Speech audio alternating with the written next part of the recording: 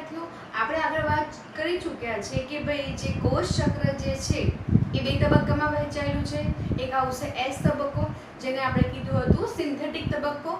એના વિગતવાર એના જે પેટા વિભાગો જે છે જેમ કે G1 તબક્કો, એસ તબક્કો, એના વિશે આપણે શું અભ્યાસ કરી ચૂક્યા છે. એમાં અભ્યાસમાં જોઈ લીધું હતું કે ભાઈ પહેલા G1 આવે છે, પછી એસ તબક્કો, G2 આવે છે. આ તમામ જે તબક્કાઓ જે છે જેને આપણે આંતરાવસ્થામાં સમાવેશ કરતા હતા.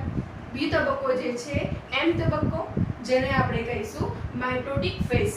એના પરથી આપણે એમ તબક્કા તરીકે ઓળખીએ છીએ. આ તબક્કામાં થાય છે શું? ખરેખર જે કોષ જે છે એ વિભાજનની ક્રિયામાં ભાગ લે છે. આ કોષ જ્યારે વિભાજન પામે ત્યારે સૌપ્રથમ જેનું કોષ કેન્દ્ર જે છે ત્યાંથી શરૂઆત થાય છે. એ થયા બાદ તેને અનુસરીને કોષ રસનું વિભાજન થાય છે. જોઈ લઈએ આપણે આગળ કે ભાઈ એમ તબક્કો જે છે એમાં બે ઘટનાઓ જોવા મળે છે, બરાબર? કોષ કેન્દ્ર વિભાજન અને કોષ રસનું વિભાજન છે. ઓકે, જોઈ લઈએ પહેલા તો કે આપણો આ કોઈ કોષ છે, રાઈટ? એની અંદર આ કોષ કેન્દ્ર પટલ છે, જેની અંદર કોષ કેન્દ્ર આવેલું છે. આ કોષ કેન્દ્રની અંદર રંગસૂત્રો આવેલા છે. ઓકે, હવે શું થશે? સૌથી પહેલું જે રંગસૂત્રો જે છે એ કોષ કેન્દ્રની અંદર આવેલા છે એ વિભાજનની ક્રિયામાં ભાગ લેશે, જેને આપણે કહીશું અહીંયાથી વિભાજન પામશે. એટલે ધીમે ધીમે શું થશે? વિભાજન પામે છે. ત્યારબાદ એની આસપાસ જે કોષ રસ જે છે, બરાબર, અહીંયા વિભાજન કહીશું આપણે કોષ કેન્દ્ર વિભાજન, રાઈટ? અને પછી ધીમે ધીમે ક્રમશઃ આ કોષ રસ જે છે આ પ્રમાણે ધીમે ધીમે ખાંચ સ્વરૂપે આગળ વધે છે, રાઈટ? અને એકમાંથી બે કોષ અસ્તિત્વમાં આવે છે. એટલે કોષ કેન્દ્ર જે છે બેવડાય છે. આ બંને કોષ કેન્દ્રો એ પોતાની આસપાસ કોષ રસને ઘેરી લે છે અને બે કોષનું અસ્તિત્વ જળવાય છે, રાઈટ? હવે જોઈ લઈશું કે ભાઈ કોષ કેન્દ્ર વિભાજન જે છે એ બે પ્રકારે થાય છે. પહેલો પ્રકાર જે છે જેને કહેવાશે સમભાજન. નામ પરથી કહી શકાય, સમ એટલે સરખું, ભાજન થવું. એ સરખાની વાત કરવામાં આવે તો રંગસૂત્રોની સંખ્યાને અનુસંધાનને આધારે એને સમભાજન તરીકે ઓળખવામાં આવે છે. એટલે કહી શકાય કે ભાઈ જે કોષમાંથી, ધારો કે કોઈ એક કોષ છે એમાંથી જે બે નવા કોષો બને છે, રાઈટ? એક કોષમાંથી જે બે નવા કોષો બને છે તેની અંદર રંગસૂત્રોની સંખ્યા જળવાઈ રહે છે. જોઈ લઈએ આપણે, ધારો કે આની અંદર 2n જેટલા રંગસૂત્રો આવેલા છે. આ ફલિતાંડ છે, રાઈટ? 2n જેટલા રંગસૂત્રો આવેલા છે. એમાંથી જે બનશે નવા કોષો તેમાં પણ 2n જેટલી સંખ્યામાં રંગસૂત્રો આવેલા હશે.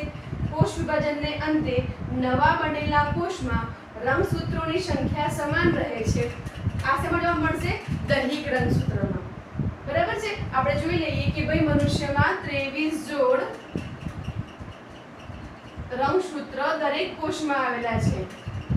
ઓકે, આ 23 માંથી જે છે એ 22 જોડ જે છે એ આપણા દૈહિક રંગસૂત્ર છે, રાઈટ? અને એક જોડ જે છે એ લિંગી રંગસૂત્ર છે. ઓકે, દૈહિક જોડ જે છે એ બધા પ્રકારના મનુષ્યમાં સમાન હશે. આ દૈહિક કોષો જે છે તેની અંદર આપણે સમભાજનની ક્રિયા જોવા મળે છે. આ લિંગી રંગસૂત્ર છે જે નર હશે એની અંદર XY પ્રકારના રંગસૂત્ર હશે, જ્યારે માદા હશે એની અંદર XX પ્રકારના રંગસૂત્ર હશે. ટૂંકમાં આ સંભાજનની ક્રિયા જે છે એ દૈહિક રંગસૂત્રોમાં જોવા મળે છે, જ્યારે લિંગી રંગસૂત્રોમાં અર્ધીકરણની પ્રક્રિયા જોવા મળે છે, રાઈટ? નેક્સ્ટ જોઈશું અર્ધીકરણ. કોષ વિભાજનને અંતે નવા બનેલા કોષમાં રંગસૂત્રોની સંખ્યા અડધી રહે છે. અહીંયા સમાન છે, અહીંયા કેવી રહે છે? અડધી રહે છે. જોઈ લઈએ, અહીંયા સપોઝ 2n હોય તો જે રંગસૂત્ર બનશે તેની અંદર nn એટલે કે રંગસૂત્ર જે છે અડધી સંખ્યામાં વહેંચાઈ જશે. મનુષ્યની વાત કરીએ તો જ્યાં ફલિતાંડ જે છે એમાં 46 હશે, 23 જોડ હશે, જે પૈકી 23 રંગસૂત્રો આને મળશે, 23 રંગસૂત્રો આને મળશે. એમ આ અર્ધીકરણની ક્રિયા કહેવાશે, જે મોટે ભાગે લિંગી રંગસૂત્રમાં જોવા મળે છે, બરાબર છે? આ જે કોષ સંભાજનની ક્રિયા જે છે, પહેલા આપણે સંભાજનની ક્રિયા છે એની વિગતવાર અભ્યાસ કરીશું, ત્યારબાદ અર્ધીકરણ વિશે માહિતી લઈશું. સંભાજનમાં જોવામાં આવે તો એમાં વિવિધ તબક્કાઓ જોવા મળે છે, બરાબર છે. એમાં પહેલો તબક્કો જે છે એને કહેવાશે પૂર્વાવસ્થા. ઓકે, બીજો તબક્કો જે છે એને કહેવાશે ભાજના અવસ્થા. તબક્કો 3 જે છે એને કહેવાશે ભાજનોત્તરા અવસ્થા. ઓકે, નંબર 4 તબક્કો જે છે એને કહેવાશે ભાજનાંતિમા અથવા તો અંત્યાવસ્થા. રાઈટ, આ સંભાજનના આ તબક્કાઓમાંથી ક્રમશઃ કોષ પસાર થશે અને અંતે આપણે કીધું કે સંભાજન જે છે એ કોષ કેન્દ્રનું વિભાજન છે. આટલું પ્રક્રિયા થયા બાદ જે તે કોષ જે છે એ કોષ રસ વિભાજનની ક્રિયામાં પ્રવેશે છે. રાઈટ, અને છેલ્લે એકમાંથી બે કોષોનું નિર્માણ થાય છે. ફરી જોઈ લઈએ કે બે એમ તબક્કો જે છે એમાં બે ઘટનાઓ જોવા મળે છે, કોષ કેન્દ્રનું વિભાજન અને કોષ રસનું વિભાજન. કોષ કેન્દ્રનું જે વિભાજન છે એ મુખ્યત્વે બે પ્રકારનું હોઈ શકે, સંભાજન અને અર્ધીકરણ. સંભાજનમાં જે રંગસૂત્રો જે છે જેમાંથી નવા બે કોષો બનશે એમાં રંગસૂત્રોની સંખ્યા જળવાઈ રહે છે. રાઈટ, સપોઝ કોઈ કોષ છે જેમાં રંગસૂત્રોની સંખ્યા 2n છે, એમાંથી જે નવા કોષો બનશે તેમાં પણ રંગસૂત્રોની સંખ્યા 2n જેટલી જ જોવા મળશે, જે મોટે ભાગે દૈહિક રંગસૂત્રોમાં જોવા મળે છે. જ્યારે અર્ધીકરણની ક્રિયા જે છે એમાં કોષ વિભાજનને અંતે જે નવા કોષો બને છે એમાં રંગસૂત્રોની સંખ્યા અડધી જોવા મળે છે. સપોઝ કોઈ કોષ છે એમાં 2n જેટલા રંગસૂત્રો આવેલા છે અને એમાંથી જો કોઈ નવો કોષ સર્જાતો હોય, નવા કોષો બનતા હોય તો દરેકમાં n જેટલા રંગસૂત્ર જોવા મળે છે. એટલે કે રંગસૂત્રોની સંખ્યા અહીંયા અડધી થઈ જાય છે. સંભાજન અને તે લિંગી રંગસૂત્રમાં જોવા મળે છે. રાઈટ, હવે જોઈએ સંભાજન જે છે એમાં વિવિધ તબક્કાઓ આવેલા છે. એટલે કોષ આ ક્રમશઃ તમામ તબક્કામાંથી પસાર થઈને એના કોષ કેન્દ્રનું વિભાજન થશે. આ તબક્કાઓના અંતિમ સ્ટેજ પછી એટલે કે અંત્યાવસ્થા પછી તે કોષ કોષરસ વિભાજનની ક્રિયા દર્શાવે છે અને અંતે બે કોષોમાં એ વિભાજિત થાય છે. જે એમ ફેઝ છે એના વિવિધ તબક્કાઓ છે એની વિગતવાર માહિતી મેળવીશું. સૌથી પહેલા વાત કરીશું પૂર્વાવસ્થા, જેને આપણે કહીશું પ્રોફેઝ. ઓકે, સમજો આ ટોપિક જે છે તમે પ્રેક્ટિકલમાં પણ અતિ મહત્વનો છે. તમારે આ પ્રેક્ટિકલમાં આ ટોપિક જે છે ટોટલી થિયરી બેઝ છે. તમારે સ્લાઇડ્સને ઓળખવાની છે અને એના વિશે તમારે ડિસ્ક્રિપ્શન લખવાનું છે. ધ્યાનથી સાંભળજો કે શું કહેવા માંગુ છું. જોઈ લો પહેલા અહીંયા કે પૂર્વાવસ્થા જે છે એ એમ ફેઝની પ્રથમ અવસ્થા છે. રાઈટ, ઓકે, પૂર્વાવસ્થા જે છે એને બે ભાગમાં વિભાજિત કરી શકાય. જોવું હોય તો એનો શરૂઆત તબક્કો અલગ હશે અને અંતિમ તબક્કામાં અલગ પ્રકારના ફેરફારો જોવા મળતા હશે. પહેલા વાત કરીએ શરૂઆતના અવસ્થામાં. શરૂઆતનો અવસ્થો જ્યારે હોય છે ત્યારે કોઈ કોષ હોય છે, કોષની અંદર આ કોષ કેન્દ્ર પટલ બ્લુ રંગનું દેખાડ્યું છે એ કોષ કેન્દ્ર પટલ છે, જેની અંદર આ જે લાલ રંગના તાતના સ્વરૂપે જે છે જે રંગસૂત્રો છે ખરેખર તેઓ રંગસૂત્ર દ્રવ્ય સ્વરૂપે સમગ્ર કોષ કેન્દ્રમાં ફેલાયેલા જોવા મળે છે. શરૂઆતના તબક્કાની વાત છે કે રંગસૂત્ર જે છે રંગસૂત્ર દ્રવ્ય સ્વરૂપે કોષ કેન્દ્રમાં વિસ્તરેલા હોય છે. રાઈટ, અહીં જોઈએ કે એસ તબક્કાના નિર્માણ પામેલા ડીએનએના અણુઓ વીંટળાયેલા જોવા મળે છે. આ એક રંગસૂત્ર શું કહેવાશે? ડીએનએના અણુ કહેવાશે. રાઈટ, કે જે રંગસૂત્ર દ્રવ્ય સ્વરૂપે જોઈ શકાય છે. પછી ધીમે ધીમે જેમ જેમ તબક્કો આગળ ચાલશે તેમ તેમ આ રંગસૂત્રોએ ઘનીકરણ એટલે કે કન્ડેન્સ પામશે અને થોડા ઘટ્ટ બનશે. દ્રવ્ય સ્વરૂપે જે હતા આપણે વાત કરી કે એસ તબક્કાની અંદર ડીએનએના સંશ્લેષણની ક્રિયા થઈ ગઈ હતી. ઓકે, આ ડીએનએ એટલે રંગસૂત્ર કહેવાશે કે જે દ્રવ્ય સ્વરૂપે હતું હવે ધીમે ધીમે ઘનીકરણ પામે છે, ઘટ્ટ બને છે જેમ જેમ તબક્કો આગળ જાય તેમ. ઓકે, પછી તારા કેન્દ્ર પણ આપણે જોયું હતું કે એસ તબક્કામાં નિર્માણ પામ્યું હતું કે જે વિરુદ્ધ ધ્રુવો તરફ ગોઠવાયેલા છે. આ જે છે એનો ઉત્તર ધ્રુવ અને આ દક્ષિણ ધ્રુવ કે ત્યાં આગળ તારા કેન્દ્ર પણ શું કરશે? ગોઠવવા લાગશે. બરાબર છે, લાગે છે ક્યારે? પૂર્વાવસ્થાની શરૂઆતમાં, રાઈટ? હવે પૂર્વાવસ્થાના અંત ભાગમાં જ્યારે પૂર્વાવસ્થા પૂર્ણ થવાની હોય તે દરમિયાન જોઈએ કયા ફેરફારો થાય છે. તો કે રંગસૂત્ર ઘનીકરણ પામીને રંગસૂત્ર સ્પષ્ટ સ્વરૂપે જોઈ શકાય છે. પહેલા જુઓ ટાંકના સ્વરૂપે હતા, હવે સ્પષ્ટ રંગસૂત્રો આપણે એને જોઈ શકીએ છીએ, રાઈટ? દ્વિધ્રુવીય ત્રાકનું નિર્માણ થાય છે. આ દેખાય છે તમને લોકોને? આ જે છે એ શું છે? દ્વિધ્રુવીય ત્રાક કે જે તારા કેન્દ્રમાંથી નિર્માણ પામે છે, જે સૂક્ષ્મ નલિકામાંથી નિર્માણ પામે છે. આપણે આગળ જોઈ ગયા કે એસ તબક્કામાં સૂક્ષ્મ નલિકાનું નિર્માણ થાય છે. એ ખરેખર આ તારા કેન્દ્રનો ભાગ છે કે જે દ્વિધ્રુવીય ત્રાકનું નિર્માણ કરે છે. શું આવશે? ફરી આખું જોઈ લઈએ. તો કે પ્રથમ અવસ્થા છે, શરૂઆતના ભાગમાં ડીએનએ જે એસ તબક્કામાં બનેલું છે એ રંગસૂત્ર દ્રવ્ય સ્વરૂપે કોષ કેન્દ્રની અંદર પથરાયેલું છે અને તેનું ઘનીકરણની શરૂઆત થાય છે, રાઈટ? પછી શું આવશે? તારા કેન્દ્ર જે એસ અવસ્થામાં બન્યા હતા તે પૂર્વાવસ્થાની શરૂઆતમાં વિરુદ્ધ ધ્રુવો તરફ ગોઠવાય છે અને શું આવે છે? ત્રાક તંતુઓનું નિર્માણ કરે છે. અંત ભાગમાં શું છે? તો કે રંગસૂત્ર દ્રવ્ય જે છે ઘનીકરણ પામીને સ્પષ્ટ બને છે અને સ્પષ્ટ રંગસૂત્ર સ્વરૂપે એને આપણે જોઈ શકીશું. દ્વિધ્રુવીય ત્રાકનું નિર્માણ થાય છે.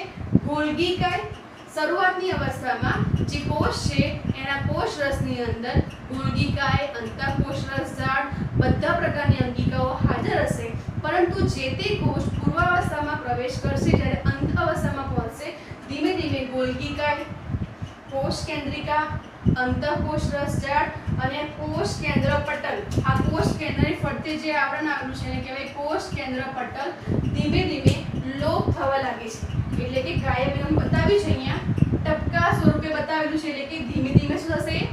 લોપ થવા લાગે છે, લોપ થાય છે. પરિણામે આ રંગસૂત્ર જે છે કોષ રસમાં પ્રસરેલા જોવા મળે છે. ફરી એકવાર જોઈશું કે પૂર્વાવસ્થાની શરૂઆતમાં કે જે એસ તબક્કામાં ડીએનએ સંશ્લેષણ પામ્યું હતું તે રંગસૂત્ર દ્રવ્ય સ્વરૂપે કોષ કેન્દ્રમાં જોવા મળે છે.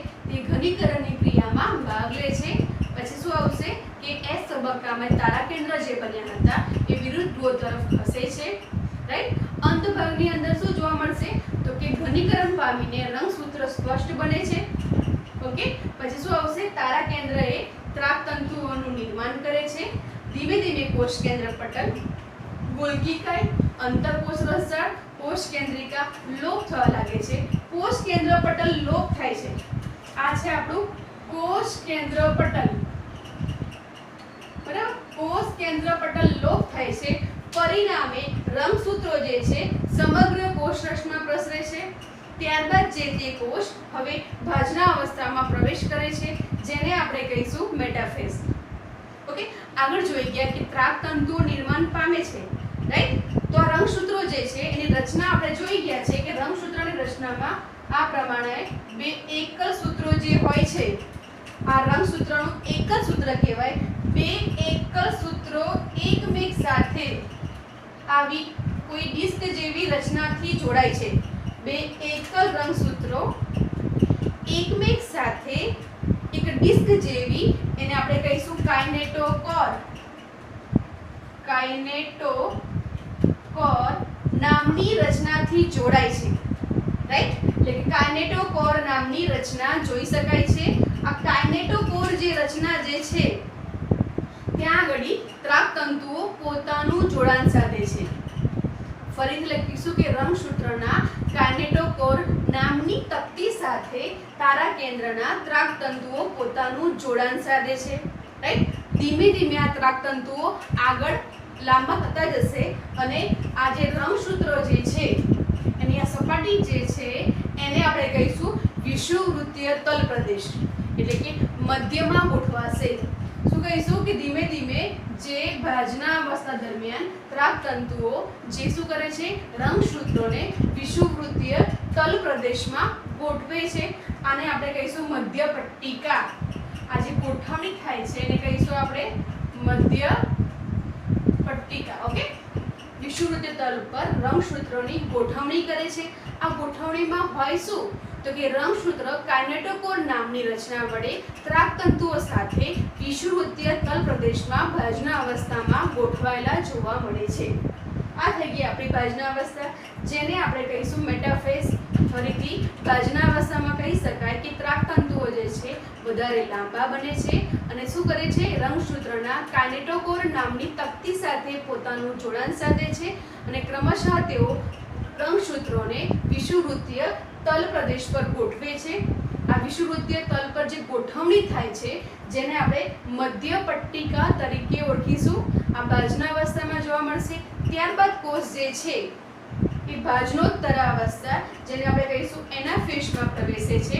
રાઈટ, એકવાર જોડાણ થયા બાદ અને અંત ભાગમાં એકવાર વિષુવ પ્રદેશમાં ગોઠવ્યા બાદ બંને તારા કેન્દ્રો પોતપોતાના ત્રાકતંતુઓને પોતાની તરફ ખેંચે છે. ઉપરવાળું ઉપર ખેંચે, નીચેવાળું નીચે ખેંચે છે. પરિણામે અહીંયાથી આપણે આ પ્રમાણેની ગોઠવણી છે. ઓકે, અહીંયા જોડાયેલું છે, અહીંયા ત્રાકતંતુ છે, અહીંયા બી ત્રાકતંતુ છે, આમ ખેંચે છે. પરિણામે રંગસૂત્રોનું વિભાજન થાય છે. બરાબર છે, એટલે કે એકલ સૂત્રો ભાજનોત્તરાવસ્થામાં ત્રાકતંતુઓના ખેંચાણને કારણે એકલ સૂત્રો શું થાય છે, છૂટા પડે છે. બરાબર, અને શું થાય છે, જે તારા કેન્દ્ર છે પોતાના ધ્રુવ તરફ એને ખેંચીને લઈ જાય છે. સમજો કે આખી જોડી છે એમાંથી અડધો ભાગ ઉપર તરફ જાય છે, અડધો ભાગ નીચે રહે છે. રાઈટ, એવું પણ બની શકે, અથવા એવું પણ બની શકે અહીંયા વળી કે ભાઈ આટલો ભાગ આપણો ટુકડો અડધો આ પ્રમાણે જશે. અહીંયા જોઈએ તો અહીંયા શું હશે, ગ્રીન કલર અહીંયા આ પ્રમાણે જોવા મળશે. કોઈ બી શક્યતા હોઈ શકે, કાં તો પૂરેપૂરો આખો સૂત્ર જતું હશે, અથવા તો એક સૂત્રનો અડધો ભાગ બીજા સૂત્રનો અડધો ભાગ છે એ વિરુદ્ધ ધ્રુવો તરફ ખસે છે. રાઈટ, આને કહીશું આપણી ભાજનોત્તરાવસ્થા. અંત્યાવસ્થાની વાત કરવામાં આવે તો શું હશે, આ થઈ ગઈ ભાજનોત્તરાવસ્થા. અંત્યાવસ્થામાં શું હશે, ધીમે ધીમે કોષમાં શું હશે, ખાંચ ઉત્પન્ન થાય છે. અને કહેવાશે ખાંચ ઉત્પન્ન થાય છે. આના લક્ષણો જે છે, જે પૂર્વાવસ્થામાં એનાથી આપણે વિરુદ્ધ દર્શાવવાના છે.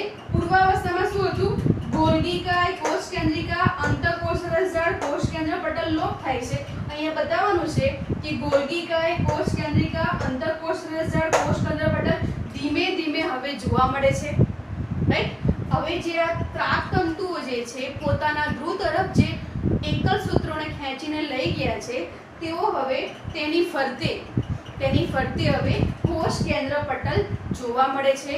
અને જે રંગસૂત્રો જે છે, રંગસૂત્ર દ્રવ્ય સ્વરૂપે જોઈ શકાશે. સેમ જે પૂર્વાવસ્થામાં હતું એ જ સ્વરૂપે જોઈ શકાશે. અને તેની ફરતે વિવિધ અંગિકાઓ શું પામે છે, નિર્માણ પામે છે. રાઈટ, હવે નેક્સ્ટ તબક્કો જે આવશે આપણું કોષ રસ વિભાજન. ફરી એકવાર જોઈ લઈશું. પૂર્વાવસ્થામાં શું હશે, શરૂઆતમાં બધી અંગિકાઓની હાજરી જોવા મળશે. જ્યારે પૂર્વાવસ્થામાં કોષ પહોંચે છે તે દરમિયાન જે ડીએનએ એસ તબક્કામાં બન્યું છે તે રંગસૂત્ર દ્રવ્ય સ્વરૂપે હશે, જે કોષ કેન્દ્રમાં પથરાયેલું હશે. ધીમે ધીમે ઘનીકરણ પામે છે અને સ્પષ્ટ બને છે. પછી શું હશે, કોષ કેન્દ્રિકા, ધીમે ધીમે કોષ કેન્દ્ર પટલ લોપ થવા માંડે છે, વિવિધ અંગિકાઓ લોપ થવા લાગે છે અને જે રંગસૂત્ર જે છે ઘટ્ટ બનેલા છે સમગ્ર કોષરસમાં પ્રસરેલા જોવા મળે છે. પછી આવશે ભાજનાવસ્થામાં, તો કે જે રંગસૂત્ર જે સ્પષ્ટ બન્યા છે બે એકલ સૂત્રો એકમેક સાથે કાઇનેટોકોર નામની તકતીથી જોડાયેલા છે. હવે શું છે કે તારા કેન્દ્ર જે છે પોતાના ત્રાકતંતુઓને લંબાવે છે. રાઈટ, અને શું કરશે, કાઇનેટોકોર નામની રચના સાથે પોતાનું જોડાણ સાધે છે. પછી શું કરે છે, તેને વિષુવવૃત્તીય તલ પ્રદેશમાં ગોઠવે છે. આ ગોઠવણીને મધ્ય પટ્ટિકા તરીકે ઓળખવામાં આવે છે.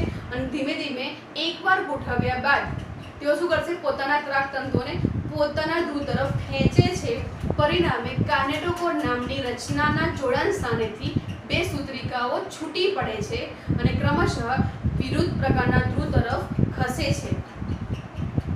બરાબર, અહીં જોઈ શકાય છે અંત્યાવસ્થામાં જે છૂટી પડેલી સૂત્રિકાઓ છે તેની ફરતે હવે કોષ કેન્દ્ર પટલ જોવા મળે છે, વિવિધ અંગિકાઓની હાજરી જોવા મળે છે અને જે રંગસૂત્રિકાઓ જે હતી હવે રંગસૂત્ર દ્રવ્ય સ્વરૂપે જોઈ શકાય છે. કોષરસનું વિભાજન, આપણે એમ ફેઝમાં વાત કરી કે કોષ કેન્દ્રનું વિભાજન થાય છે. બીજું છે કોષરસનું વિભાજન. કોષરસનું વિભાજન જોઈએ તો કે અંત્યાવસ્થાને અનુસરીને કોષની ખાંચ આગળ વધે છે. આપણે જોયું હતું કે અંત્યાવસ્થાના અંતમાં જે કોષ હતો આ પ્રમાણેની ખાંચ બને છે, રાઈટ. આ ખાંચ વધુ આગળ બનતી જાય છે અને એકમાંથી બે બાળકોષનું સર્જન કરે છે, રાઈટ. હવે જોઈ લઈએ કે ભઈ કોષરસ વિભાજન જે છે પ્રાણી કોષમાં ઉપસંકોચન દ્વારા, એટલે શું કહી શકાય કે ધારો કે કોઈ આ એક કોષ જે છે એની ખાંચ જે છે આ પ્રમાણે ઉપસંકોચન એટલે કે ઉપર તરફ સંકોચન થાય છે, એટલે કે જે સંકોચન જે છે પરિઘથી કોષરસનું જે વિભાજન છે આ પરિઘ વિસ્તાર છે પરિઘથી કેન્દ્ર તરફ થાય છે, પરિણામે ઉપસંકોચન સર્જાય છે અને જે બે કોષો બનશે આ પ્રમાણે ઉપર નીચે જોડાશે. ફરી બતાવું છું કે પ્રાણી કોષમાં ઉપસંકોચન દ્વારા કોષરસ વિભાજન થાય છે, એટલે કે જે વિભાજન થાય છે પરિઘથી કેન્દ્ર તરફ આગળ ખસે છે, પરિણામે આ જે ખાંચ જે છે એ શું કરશે ઉપસંકોચન દર્શાવે છે અને બે બાળકોષો બને છે જે એકમેક સાથે ઉપર નીચે જોડાય છે. ત્યારે વનસ્પતિ કોષની વાત કરવામાં આવે તો અહીંયા આવશે પાર્શ્વ જોડાણ સાથે. એમાં શું હોય કે ભાઈ આ કોઈ કોષ છે, બરાબર છે. આ કોષ જે છે એમાં જે છે કેન્દ્રથી પરિઘ તરફ આ પ્રમાણે કેન્દ્રથી પરિઘ તરફ વિભાજન દર્શાવે છે, પરિણામે જે નવો કોષ સર્જાશે એ એકમેકને આ પ્રમાણે બે કોષો નિર્માણ પામે છે, રાઈટ. એટલે શું આવશે પાર્શ્વ જોડાણ દ્વારા. આ એક કોષ છે, આ બીજો કોષ છે, એમાં બી આ એક કોષ, આ બીજો કોષ. આમાં શું છે કેન્દ્રથી પરિઘ તરફ શું પામે છે કોષરસનું વિભાજન થાય છે, પરિણામે પાર્શ્વ જોડાણ દ્વારા બે કોષો પાસે જોડાઈને બે કોષોનું નિર્માણ થાય છે, રાઈટ.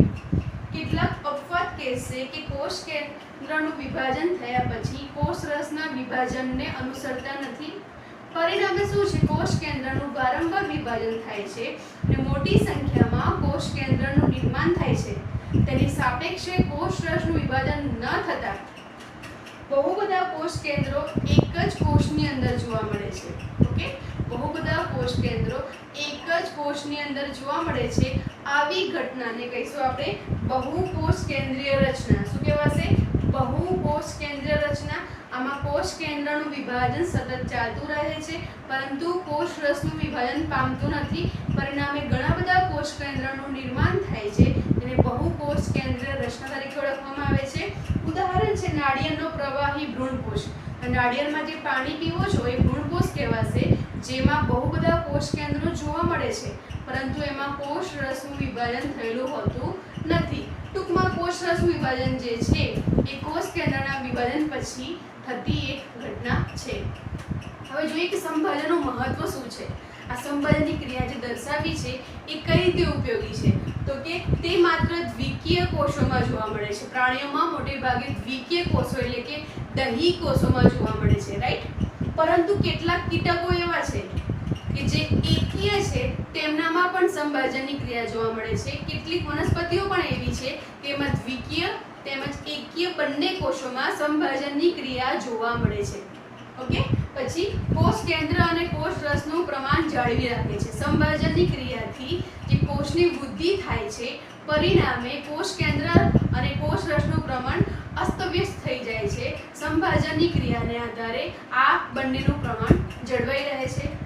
પછી સૌથી મહત્વ તો એ છે ઓકે નિર્માણ પામેલા બંને બાળકોષો જે નવા કોષ સર્જાય છે એમાં આનુવંશિક દ્રવ્યનો જથ્થો જળવાઈ રહે છે, એટલે કે બંનેમાં સમાન પ્રમાણમાં આનુવંશિક જથ્થો મળે છે. જે પિતૃઓમાં છે એ જ નવા બાળકોષોમાં જોવા મળશે. સૌથી મહત્વનો ફાળો એ છે તો કે કોષોના સમારકામ માટે. આપણા પ્રાણીઓની વાત કરવામાં આવે તો કે બાહ્ય અધિચ્છદ કે જે આપણી ચામડી જે છે જે કોષો ક્રમશઃ મૃત પામે છે અને સમયાંતરે દૂર થતા રહે છે, તેમના સ્થાને સંભાજન દ્વારા નવા ઉત્પન્ન થયેલા કોષોનો ઉમેરો થાય છે. બીજું છે આપણું અન્નમાર્ગનો જે અન્નમાર્ગ છે એમાં પણ જે કોષો જે છે જેમને વધારે ઘસારો લાગે છે, જેઓ મૃત પામે છે, એમના સ્થાને જે નવા કોષો ઉમેરાય છે તે સંભાજનની પ્રક્રિયાને આભારી છે. રુધિરના કોષો જે બને છે, રુધિરમાં જે કોષો બને છે, જે આરબીસી બને છે, ડબ્લ્યુબીસી બને છે, એ પણ સંભાજનની ક્રિયા દ્વારા જ બને છે. વનસ્પતિ કોષની વાત કરવામાં આવે તો કે અગ્રસ્થ વર્ધમાનશીલ પેશી અને પાર્શ્વ વર્ધમાનશીલ પેશીની જે એડા છે એ સંભાજનની ક્રિયા દ્વારા વનસ્પતિની વૃદ્ધિને જીવન પર્યંત સુધી ચાલુ રાખે છે. તમને 2 માર્ક્સમાં પૂછે કે સંભાજનનું મહત્વ શું, તમારે આટલી માહિતીમાં આપવાની રહેશે. તો આપણે અર્ધીકરણની પ્રક્રિયા, જેને આપણે મિયોસિસ તરીકે ઓળખીએ છીએ, મેં આગળ વાત કરી કે અર્ધીકરણની પ્રક્રિયામાં જે રંગસૂત્રોની સંખ્યા જે છે નવા કોષોમાં અડધી જોવા મળે છે. ચાલો જોઈ લઈએ આપણે. તો કે લિંગી પ્રજનન દ્વારા સંતતિનું નિર્માણ થાય છે, રાઈટ. 2 જન્યુઓના સંયોજન દ્વારા થાય છે. ઓકે, બંને જન્યુઓ એકીય છે. સમજો કે ભાઈ કોઈ આ 2 જન્યુઓ એકીય છે, આ એન્ડ છે, આ બી એન્ડ છે, બંને એન્ડ છે, બંને ભેગા મળીને 2n રચના બનાવે છે, દ્વિકીય રચના બનાવે છે. એમાંથી જે સંતતિ સર્જાય છે જે કેવી બનશે? n પ્રકારની, રાઈટ. કોને આભારી છે આ? અર્ધીકરણને. ખ્યાલ આવ્યો? તો કે લિંગી પ્રજનન દ્વારા સંતતિનું નિર્માણ થાય છે, જન્યુઓ એકીય છે, એમના જોડાણથી દ્વિકીય રચના બને છે. આ દ્વિકીય રચનામાંથી જે બાળ કોષો બને છે એમાં રંગસૂત્રોની સંખ્યા કેવી છે? અડધી જોવા મળે છે. આ પ્રકારના વિભાજનને અર્ધીકરણ તરીકે ઓળખીશું આપણે, રાઈટ. લિંગી પ્રજનન સજીવો જે છે એના જીવન ચક્ર દરમિયાન અર્ધીકરણ દ્વારા થાય છે. જીવન ચક્ર જે છે અર્ધીકરણ દ્વારા થાય છે. એ એકીય અવસ્થા ઉત્પન્ન કરે છે. જે પણ જીવન ચક્ર જોવા મળે છે એ લોકોમાં એકીય અવસ્થાએ અર્ધીકરણ દ્વારા ઉત્પન્ન થાય છે. જ્યારે ફલન દ્વારા જે ક્રિયા થાય છે એમાં દ્વિકીય રચના બને છે, રાઈટ. આ તમને આના વિશે વધારે માહિતી જેમ જેમ તમે પાઠ ભણશો એમાં તમારે વધારે તમને સમજણ પડશે. ટૂંકમાં હમણાં આટલું યાદ રાખો. બીજી વાત કરીએ, વનસ્પતિ અને પ્રાણીઓમાં જન્યુજનન દરમિયાન, એટલે કે જ્યારે જન્યુઓનું નિર્માણ થાય છે, જે પ્રક્રિયા દર્શાવી છે તે દરમિયાન પણ અર્ધીકરણ થાય છે. ઓકે, જ્યારે પણ જન્યુઓનું નિર્માણ થાય છે, જેમ કે પ્રાણીઓની વાત કરવામાં આવે, નર જન્યુ જે છે શુક્રકોષ છે અને માદા જન્યુ જે છે અંડકોષ છે, એ બંનેના નિર્માણ સમયે અર્ધીકરણ દ્વારા જ જન્યુઓનું નિર્માણ થાય છે. પરિણામે આપણને એકીય જન્યુઓ પ્રાપ્ત થાય છે. ક્લિયર? હવે અર્ધીકરણનું મહત્વ વિશિષ્ટતા શું છે? તો કે અર્ધીકરણમાં કોષ કેન્દ્ર અને કોષ વિભાજન જે 2 ક્રમિક ક્રિયાઓ 2 ચક્ર દ્વારા જોવા મળશે. એમાં કોષ કેન્દ્રનું વિભાજન અને કોષ વિભાજન થાય છે 2 ક્રમિક ચક્રો દ્વારા વહેંચાયેલી છે, જેમ કે અર્ધીકરણ 1 અને અર્ધીકરણ 2. આ 2 ચક્રો જે છે એ ક્રમિક ચાલતા હોય છે કે જેની અંદર કોષ કેન્દ્ર અને કોષ વિભાજન જોવા મળે છે.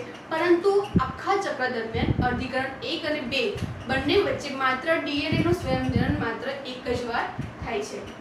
હવે લખ્યું છે કે S તબક્કામાં ઉદ્ભવતા ડીએનએ ના સ્વયંજનનથી. આપણને ખબર છે કે S તબક્કામાં જે ડીએનએ નું સ્વયંજનન થયું છે, જે રંગસૂત્રો જે છે કે રંગસૂત્રિકાઓ જે છે અર્ધીકરણ 1 થી નિર્માણ પામે છે. જે રંગસૂત્રિકાઓ બને છે ડીએનએ ના સ્વયંજનનમાં, એ રંગસૂત્રિકાઓએ અર્ધીકરણ 1 ના પરિણામે ઉદ્ભવે છે.